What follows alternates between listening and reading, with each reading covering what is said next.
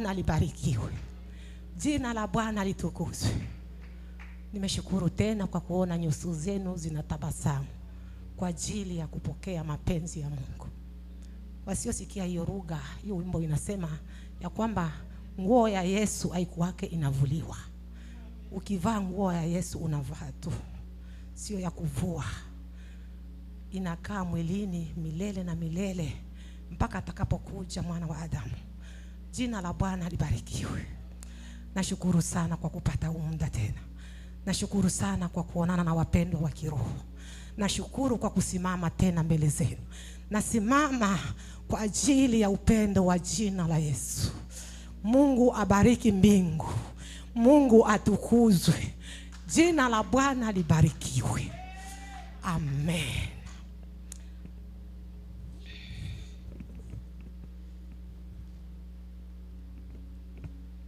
Kwa siku ya leo tutajifunza katika kitabu cha Yohana Injili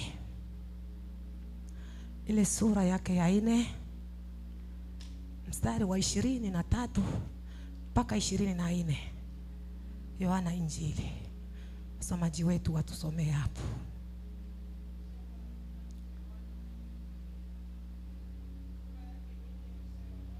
Wa 23 mpaka 24.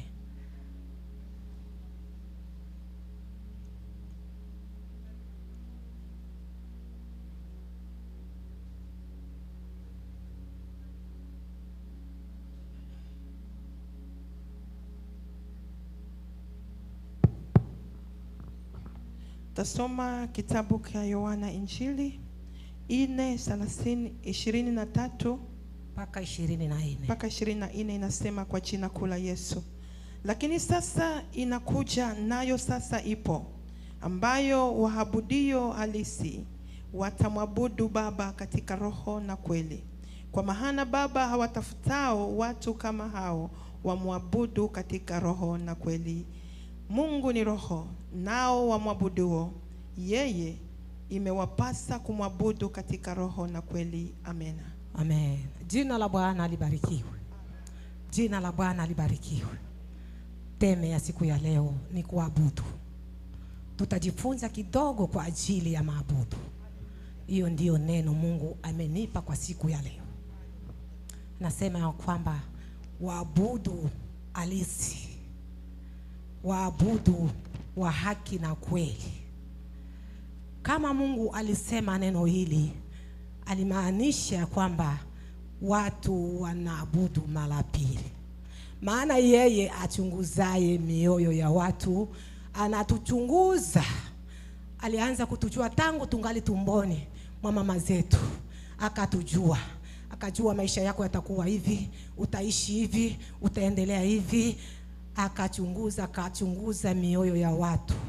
Kuna waabudu halisi, kuna waabudu wa haki na kweli, kuna wasioabudu kwa haki na kweli. Hivyo ndivyo Biblia inasema, sio mimi. Watu wanaaminishwa ya kwamba wakati tunaposema ya kwamba tuimbe wimbo wa maabudu, watu wanawaza hiyo ndio wakati tunaanza kuabudu. Hapana. Kuabudu tunaanza tukiwa manyumbani kwetu. Hapo ndipo mwanadamu anaanza kuabudu. Lengo la Mungu kuumba mwanadamu hapa chini ya jua hakuwa na lengo lingine. Malengo yake ilikuwa ili mwanadamu akamwabudu milele. Hiyo ndiyo malengo ya Mungu kutuumba hapa chini ya jua. Katika zile amri 10, hiyo neno ukisoma utakuta hilo neno liko hapo. Hiyo neno ni lazima. Mungu anataka tumwabudu kwa haki na kweli, sio kwa kupapasa papasa. Mungu anataka tumwabudu kwa haki na kweli. Jina la Bwana libarikiwe.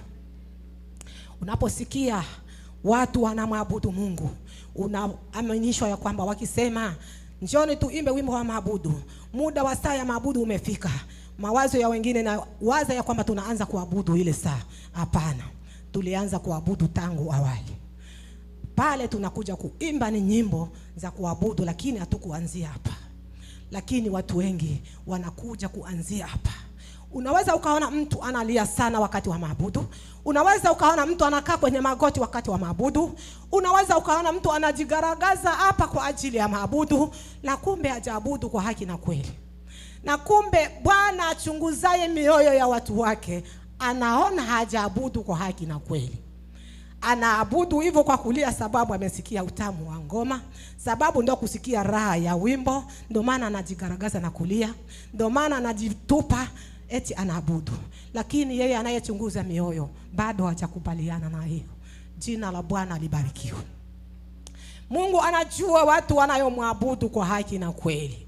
Mtu akiwa anaabudu Mungu wake kwa haki na kweli, ni kila mahali alipo, ni kila sehemu alipo. Hata akiwa kazini anamwabudu Mungu, hata akiwa majini anamwabudu Mungu, hata akiwa kwenye shida ya aina gani anamwabudu Mungu. Tumwabudu wakati usiofaa na wakati unayofaa. Jina la Bwana libarikiwe. Hivyo ndivyo Mungu anataka, sababu Mungu wetu ni mwenye wivu sana. Ukisikia mwenye wivu, ni Mungu ndiye mwenye wivu. Mungu hapendi michanganyo. Mungu anataka tukimwabudu tumwabudu yeye tu, tukimtegemea tumtegemee yeye tu. Lakini sisi tunaanzia maabudu hapa, tunaanzia maabudu kanisani. Kwa sababu unaanzia maabudu kanisani, ukipatwa na shida kidogo huko, utasema ya kwamba mimi nimeacha kwanza vya Mungu, nimeweka kwanza Mungu pembeni. Elewa ya wakati unapotamka ya kwamba mimi nimevua koti ya Mungu, nimevua kanzu ya Mungu, na Mungu moja kwa moja anaondoka, sababu umetamka kwenye mdomo wako, sababu mdomo wako una nguvu ya kutamka. Jina la Bwana libarikiwe. Sababu mdomo una mamlaka ya laana, una mamlaka ya baraka, na wewe umetamka ya kwamba mimi nimeacha kwanza vya Mungu, mimi nitafanya kwanza hivi, vya Mungu ni baadaye. Moja kwa moja malaika anatoweka ndani mwako, sababu umeamua kusema hivyo. Watu wengi wanatamka kwenye midomo yao ya kwamba nimeacha kwanza vya Mungu, nitafanya kwanza hivi. Mkristo, usitamuke hivyo. Mkristo, hilo neno lisije kinywani mwako. Hata unapopatwa na shida, hilo neno lisije kinywani mwako. Abudu Mungu wetu kwa haki na kweli. Mungu anajua wanayemwabudu kwa haki na kweli. Watu wengi wanashindwa kumwabudu Mungu. Watu wengi wameanzia ibada kanisani. Ibada linaanzia nyumbani kwako. Ibada linaanzia rohoni. Ibada linaanza mahali popote ulipo. Hata ukisituka ni kuabudu Mungu. Hata ukiwa kwenye shida mbalimbali umwabudu Mungu, sababu anasema tumsifu. Jina la Bwana libarikiwe. Tuelewe kwamba Mungu anapenda kuabudiwa sana. Hicho ndicho kitu Mungu anapenda. Lakini naona watu wengi kwa ajili ya kuabudu Mungu wanaona kama ni kawaida. Na hiyo ndiyo Mungu anapenda sana. Anapenda sifa zimurudilie yeye. Anapenda sifa zimurudilie yeye. Sifa sio za mwanadamu. Sifa sio za kwangu. Sifa sio za kwako. Sifa ni za Mungu yeye aliyekuumba. Sifa ni za Mungu yeye aliyekuumba. Lakini sisi tunaanza kuabudu hapa kanisani kwa sababu tunaona wachungaji wanatuona, tunaona Wakristo wenzetu wanatuona. Lakini uko makazini, uko manyumbani, hatujaabudu Mungu. Hatujaabudu Mungu. Na yeye achunguzaye mioyo ya watu, yeye ajuaye siri za watu, anasema ya kwamba waabudue anawajua. Wale wanaoabudu kwa haki na kweli. Wale wanaoabudu kwa haki na kweli. Kuna watu hakika wanakuja hapa kanisani kwa ajili wanakuja kumwabudu Mungu. Wanatoka nyumbani kwa ajili wanakuja kumwabudu Mungu. Na wengine wanakuja kwa ajili nimekosa sehemu ya kwenda, kwa ajili sina kazi ya kufanya hapa nyumbani, acha na mimi niende huko. Unakuja kufanya kazi ya bure. Lakini ukitoka nyumbani ya kwamba mimi natoka hapa sababu ya kwenda kuabudu Mungu, na Mungu atatiki vema, na Mungu anakuelewa. Lakini usitoke nyumbani sababu umekosa kazi ya kufanya, sababu hauna pa kwenda, ndio maana umekuja kanisani ya kwamba na mimi nionekane nimeenda kuabudu, ya kwamba nina miezi 3 hawanione kanisani, hata na mimi niende. Hapana, hivyo haujakuja kusali, haujakuja kuabudu. Kuabudu kwako kutoke rohoni. Kuabudu kwako kutoke rohoni. Maabudu yatoke moyoni. Yasiwe maabudu ya chini, ya juu juu tu. Unapapasa Mungu. Unapapasa Mungu. Unakuja kutuonyesha ya kwamba unaingia kanisani. Sisi hatuna chochote. Sisi hatutakulipa. Sisi hatutafanya kitu chochote. Lakini yeye aliyekuumba, yeye achunguzaye mioyo ya wanadamu, yeye ndiye anajua nani anayeabudu kwa haki na kweli. Maana yeye ni roho. Mungu anataka kuabudiwa. Wanadamu tumwabudu Mungu kwa haki na kweli. Tusiwe watu wa kudanganya ya kwamba tunadanganya. Unaenda kanisani sababu unakosa muda. Unakosa mahali pa kwenda. Jina la Bwana libarikiwe. Somaji wetu soma kitabu cha Warumi. Ile sura ya 12 mstari wake wa kwanza tu.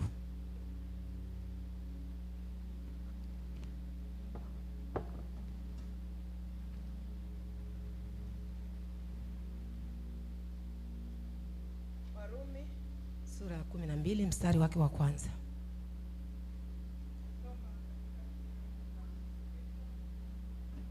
Kitabu cha Waroma 12 mstari wa kwanza sema, basi ndugu zangu, na wasi kwa huruma zake Mungu, itoweni miili yenu iwe dhabihu iliyo hai, takatifu, ya kumpendeza Mungu, ndiyo ibada yenu yenye maana. Amena. Amena. Jina la Bwana libarikiwe.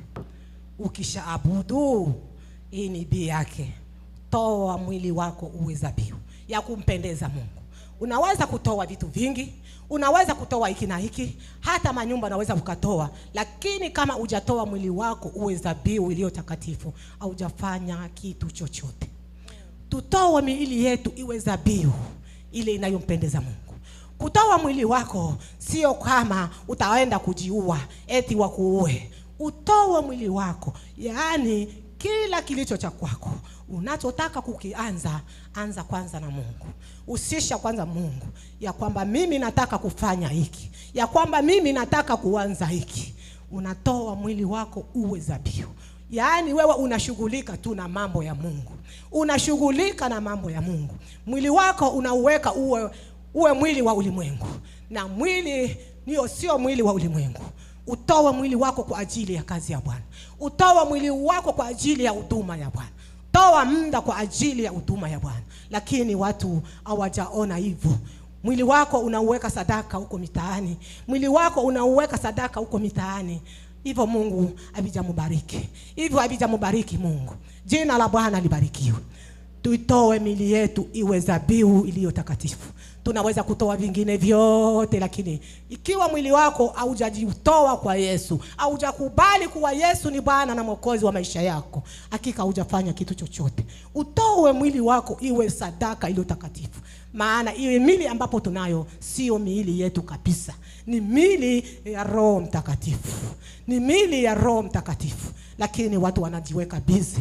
Watu wanajiweka ya kwamba Mungu anaangalia roho tu. Roho haiwezi kutumika bila mwili, na mwili hauwezi kutumika bila roho. Vyote vinaambatana. Mkristo anajulikana kwa matendo yake. Mkristo anajulikana kwa jinsi alivyo. Usiseme ya kwamba Mungu anaangalia roho, angalie mwili. Usiseme Mungu anaangalia mwili, angalie roho. Vyote viwili vinaambatana. Maana mkono ukitoka, mguu unahangaika. Jicho likitoka, na sikio linahangaika. Vyote viwili vinaambatanishwa. Vyote viwe mali ya Kristo. Jina la Bwana libarikiwe. Jina la Bwana libarikiwe. Vyote viwili ni mali ya Yesu. Usiache kimoja eti mimi nitapigana hii na hii itaokoka. Hapana. Vyote uambatanishe, uwe Mkristo mwenye kutoa mwili wako iwe dhabihu. Ujitoe kwa Yesu. Akili, mali, maabudu yako yaonekane kwamba unaabudu Mungu kwa haki na kweli. Lakini watu wanajua ya kwamba eti Mungu anaangalia tu roho, angalie mwili. Sasa mwili ni nini?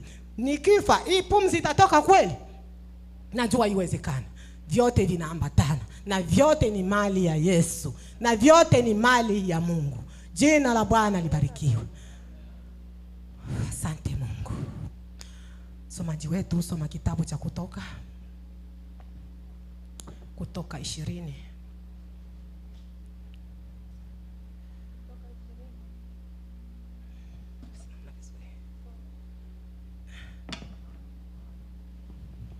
20 mstari wa 30 na mstari wa 26. Tusome katika kitabu cha Kutoka. Exodus 20 mpaka kuanzia 26. Utaanzia 2 utaishia 6. Sio ni vizuri tafadhali. Nisome Kutoka 22 mpaka 6. Tusome katika jina la Yesu wa Nazareti. Biblia inasema kwamba mimi ni Bwana Mungu wako niliyekutoa katika nchi ya Misri, katika nyumba ya utumwa. Usiwe na miungu mingine ila mimi. Usifanyie sanamu ya kuchongwa wala mfano wa kitu chochote kilicho juu ya mbingu wala kilicho chini ya dunia wala kilicho majini na duniani. Usisujudie wala kuvitumikia, kwa kuwa mimi Bwana Mungu wako ni Mungu mwenye wivu, na wapatikiza wana maovu ya baba zao hata kizazi cha 3 na cha 4 cha wanaonichukiao. 6 na mwisho nasema, nami na warehemu maelfu wanaonipendao na kuzishika amri zangu. Amena. Amena. Jina la Bwana libarikiwe. Amen. Hawa ni wana wa Israeli. Watoto wa Israeli wakati walipotolewa kwenye utumwa na kupelekwa kwao, walikuwa wanasahau kama na sisi tunavyosahau kwa siku ya leo. Walikuwa wanasahau. Wakifika mida wanasahau nani aliyewaleta, nani aliyowatoa katika utumwa. Hata na sisi, hata na mimi, hata na wewe tunasahau aliyetutoa huko tuliko ni nani. Tunafika muda tunasahau. Tunajua kwamba tumejileta wenyewe, kwamba tumejiweka wenyewe. Tunasahau, tunajicholea miungu, tunaanza kuabudu miungu. Watu wanawaza ya kwamba wale walikuwa wanachonga tu ndio wenye kuwa wanaabudu miungu. Hata na sisi tunaabudu miungu. Wakati unaweka kile kitu ambacho unacho, ndicho kinakuwa kizuizi cha wewe kuto kusali, cha wewe kuto kumwabudu Mungu. Umeweka hiyo ni miungu yako, umejicholea miungu.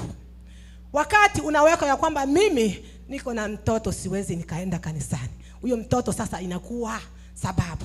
Aliyekupa mtoto ni nani? Hebu Mungu akachukue mtoto ndio utaanza kusali? Utajisikia vizuri? Utaweza? Alikupa mtoto lakini hakukupa sababu ya kutokusali. Unasema mimi sababu nina kazi, sina tena muda wa kwenda kanisani. Akivuta hiyo kazi ndio utaweza kusali? Tuangalie vitu ambavyo tunakwenda kujiwekea eti hiyo ndiyo Mungu wetu. Mungu apendi. Yeye ni mwenye wivu. Alikupa mtoto ili awe msaada, akakusaidie hapo mbeleni. Alikupa kazi ikusaidie. Hakukupa kazi sababu iwe kizingizio ya wewe kuto kumwabudu, ya wewe kuto kusali. Unakuwa watu wengi wanafungwa na kazi ya kwamba mimi hivi nimetoka kazini asubuhi siwezi tena kusali, nitalala tu. Yaani hiyo kazi inakuwa mzigo kwako. Yaani hiyo kazi inakuwa sasa ni Mungu wako. Umeanza kuabudu miungu. Umeanza kuabudu miungu. Unakuwa na masababu isiyokuwa hata na maana. Aliyekupa mtoto ni Mungu. Aliyekupa ujauzito ni Mungu. Ujauzito sio ugonjwa. Watu wengi akipata ujauzito ndo anakaa mwaka nyumbani, anasubiria akizaa tena mtoto hawezi kwenda kanisani. Sababu aliyekupa mtoto ni nani? Aliyekupa huyo ujauzito ni nani? Hiyo ni zawadi, lakini sio sababu ya kutokusali. Hiyo sio sababu ya kutokusogelea mbele za Mungu. Kazi isiwe sababu ya kutokusogelea mbele za Mungu. Tenga muda kidogo wa kusali. Tenga muda kidogo wa kusali. Sababu yeye ndiye aliyekupa hiyo kazi. Yeye ndiye aliyokutoa huko ambapo tulikuwa hatuna makazi. Huko tulikuwa hatuna makazi na tulikuwa tunalia sana. Ningepata kazi, ningepata kazi. Mimi ningepata kazi, ningemtumikia Mungu. Mimi ningepata kazi. Alikupa kazi tena ukashindwa na kumtumikia Mungu. Unashitaki kazi yenyewe.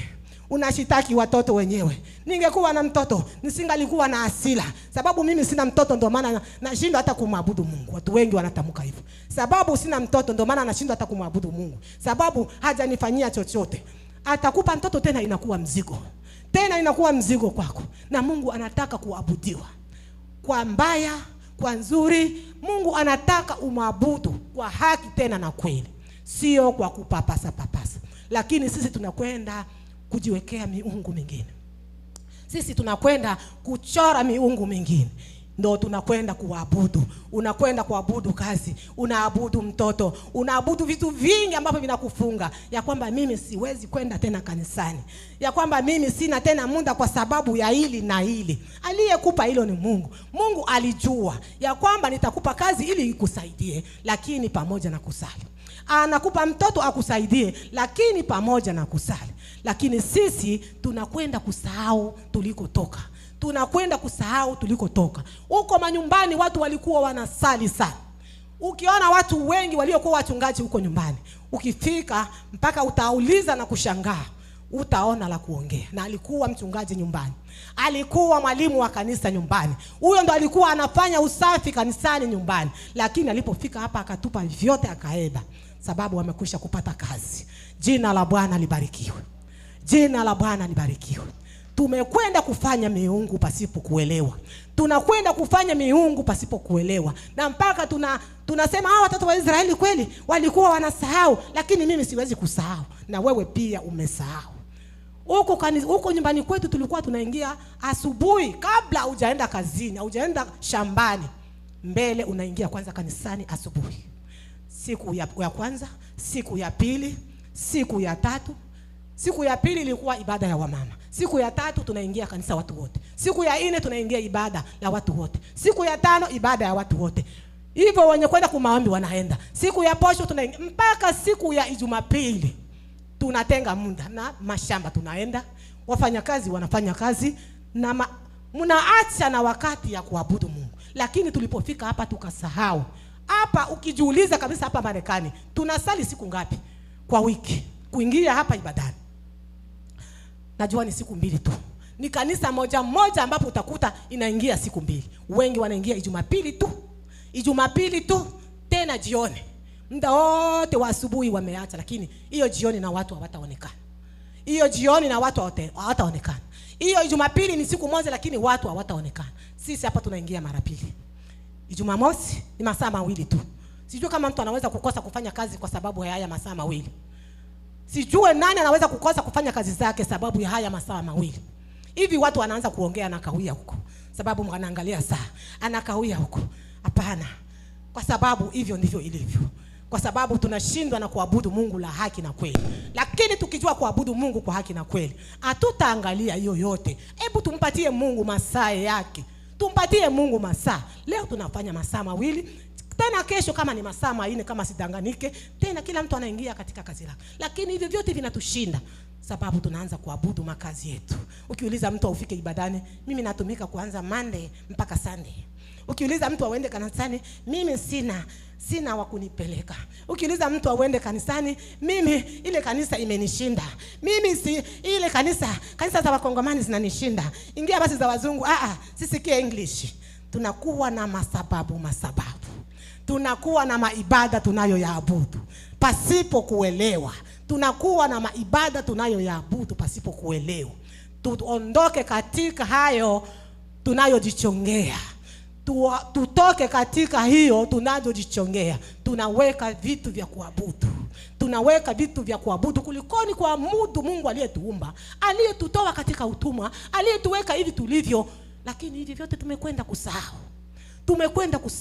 Kumbe tulikuwa tunasali sababu atufikishe hapa Marekani. Kumbe ndo Wakristo walikuwa Wakristo kuomba kila siku asubuhi sababu Mungu awafikishe hapa Marekani. Ulipofika hapa Marekani ukasahau na ukaacha vyote, ukaona si vya muhimu. Lakini jua ndugu yangu, haujafika mwisho. Yeye Mungu aliye na wivu ndo amekudai kwa siku ya leo ya kwamba anapatiliza kizazi na kizazi. Hajaacha.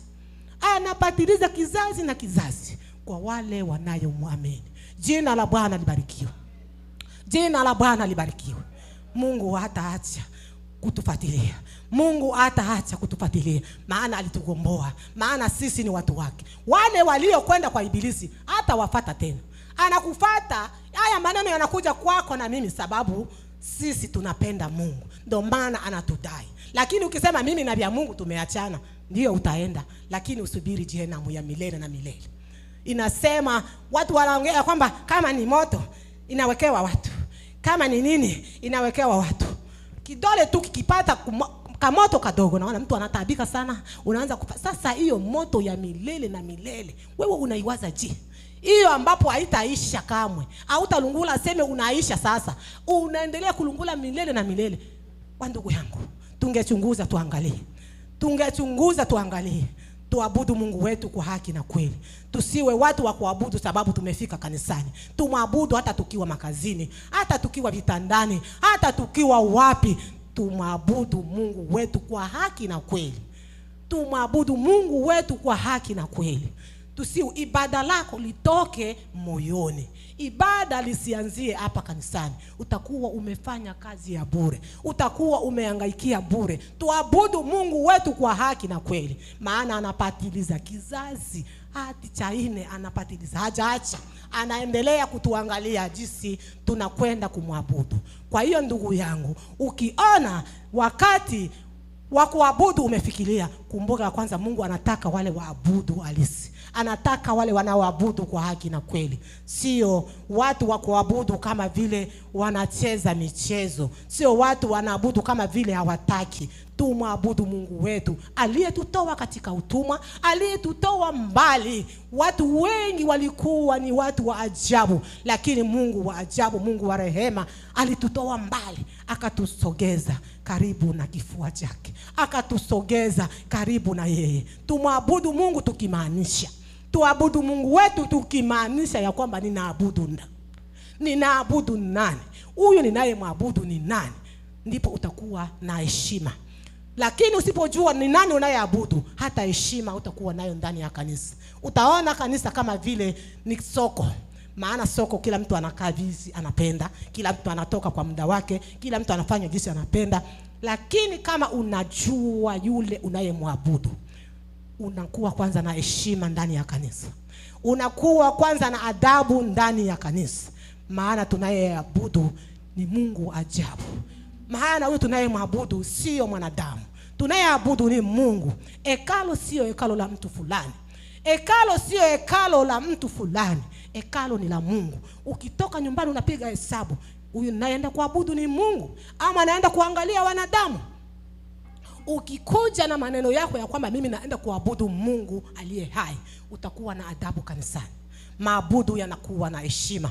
Maabudu inapaswa kuheshimiwa. Maabudu inapaswa kupewa adabu. Uwe na heshima wakati tunapoabudu Mungu.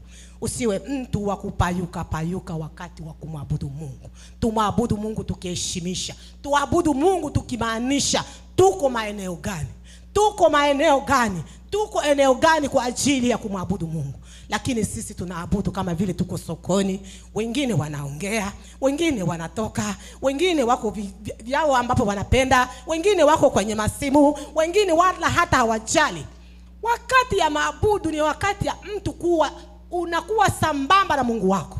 Wakati mimi ninapoabudu, wala sipendi uje kuniniza ya kwamba sipendi, usiniguse. Wakati wa maabudu tafadhali usiniguse. Na ndio maana ukiona watu wengi akitaka kuabudu, anakaa sehemu yake. Maana ni wakati wa kuzungumza na Mungu. Wakati wa maabudu ndio wakati Mungu anazungumza na watu wake. Lakini mwenzako anaabudu, unamtikisa, unafanya hivi, unamwambia hiki. Hiyo kwangu mimi sitaki. Ukiona niko naabudu, niache tu hivyo nilivyo. Uniache hivyo nilivyo. Na mtu mwingine umuache hivyo alivyo. Wakati wa maabudu ni wakati wa kuheshima. Ni wakati wa kuheshimisha. Ni wakati hapo ndipo ibada linakwenda kusimamia kwenye maabudu. Ibada linasimamia kwenye maabudu. Lakini watu wengi hawajui saa ya maabudu. Wanakaa kanisa hivi tu. Sijui kama ni kutokuelewa, sijui kama ni kudharau, sijui kama ni kuona ni kawaida. Kila siku tunakuzaka kanisani. Hapana. Tuheshimu maabudu. Tuwe na heshima wakati wa maabudu. Usimtikise mtu yoyote wakati anapoabudu Mungu. Kama ni kuomba omba, kama ni kuimba imba, kama utapiga magoti piga magoti, kama utalialia, kama ni nini fanya hivyo. Kama mkao wako wa kuabudu. Wakati wa kuabudu sio wakati wa kuongea, sio wakati wa kugusa simu, sio wakati wa kufanya kitu chochote. Ni kama vile Afrika wakati walikuwa wanaimba Zaire ya Mobutu, kila mtu alikuwa anasimama hivi. Hata kuje nini, unasimama. Yaani ukitikisika hivi unashikwa na unafungwa. Lakini sasa kwa Mungu hakuna kufungwa kwa macho. Hautafungwa na mtu. Watu wataona hivyo tu. Lakini wakati wa maabudu ni wakati wa heshima. Unapoona tunasimama hapa kwa ajili ya kuabudu, hebu ujipange sawa sawa. Maana ni wakati wa kila mtu anataka sikilize kile Mungu anataka juu yake. Kila mtu anataka sikilize kile Mungu anapenda juu yake. Na kusi tafadhali, wakati wewe unaponisikiliza uko mitaani, wakati wa maabudu sio wakati wa kutikisana.